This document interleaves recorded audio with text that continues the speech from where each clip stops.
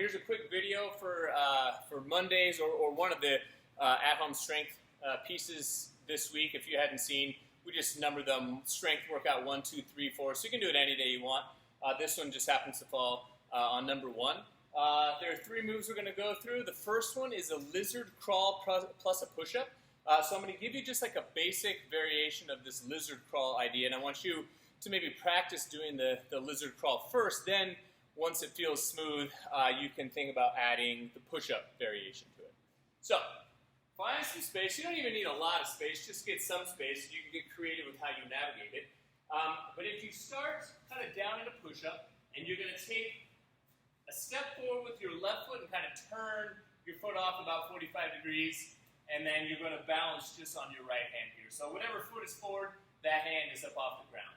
So what I want you to do is almost touch your back pocket, reach up over your head, and then we're going to balance on opposite hand and foot. So right now my right hand's down, my left foot is down.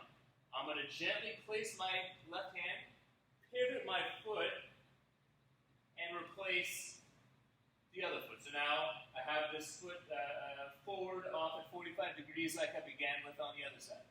So I'm going to touch my back pocket, up overhead, foot comes off the ground, gently place my hand, and replace the foot. Back pocket, up overhead. So there's always a time where after you touch the back pocket, you only have one hand, one foot up off the ground, and as you come up over the top, you're going to gently replace the hand, you're going to pivot the supporting foot, and then you're going to replace the other foot.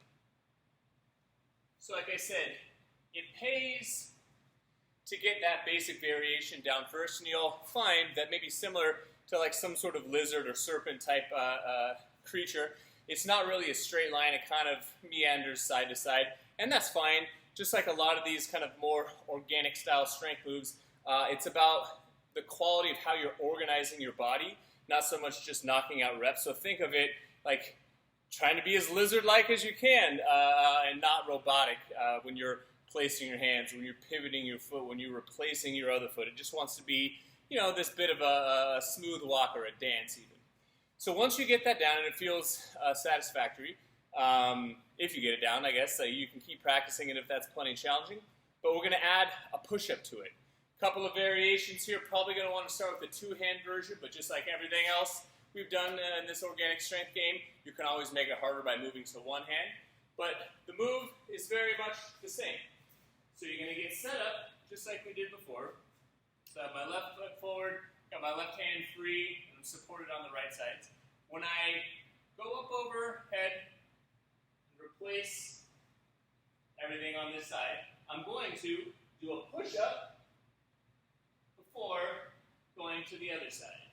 So once I replace my foot, my hand, I'll do a push-up and come back up. Check the back pocket, up overhead. I have one hand up off the ground, one foot off the ground. Replace the hand, pivot, replace the foot, and push-up. If it starts to feel good with full support of one hand, on the next rep, maybe think about only using a couple of fingertips. And find a way to organize your body weight so that you can do it without too much help with the other hand. Head, change sides. You can get to the part where you can do it with no hands. Awesome. But like I said, the quality of how you're navigating this space is as important as anything. And you'll find out, or part of the game is finding out, how you distribute your weight across all of the points of contact on the floor. This is not just the craziest one-arm push-up you've ever done. It's like, how can I recruit other parts of my body, hint maybe your legs, to allow you to actually perform these push-ups well. So 40 feet at a time, you decide what that looks like in your space, but that's the lizard crawl push-up. We got a couple of dumbbell moves. We're going to do a seated press, and I'd like you to do this seated with your legs straight out like this. So it's a bit more of a flexibility challenge. If you find that you were just rounded over because flexibility is a little bit lacking or challenging for you, just think about elevating your butt with maybe like a bumper or some books or towels or something like that. And we're just going to go for strict presses. So from this position, press. press it up overhead, and then back down. Ideally, you get the entire set on one side all the way through. So we're looking for sets of 5 there on each side. I know maybe some of us are limited on equipment, so if you find that sets of 5 straight through are too challenging with the weight that you have, maybe you go 3-3-2-2, or you can just cut the reps down in total. I'll let you decide on that.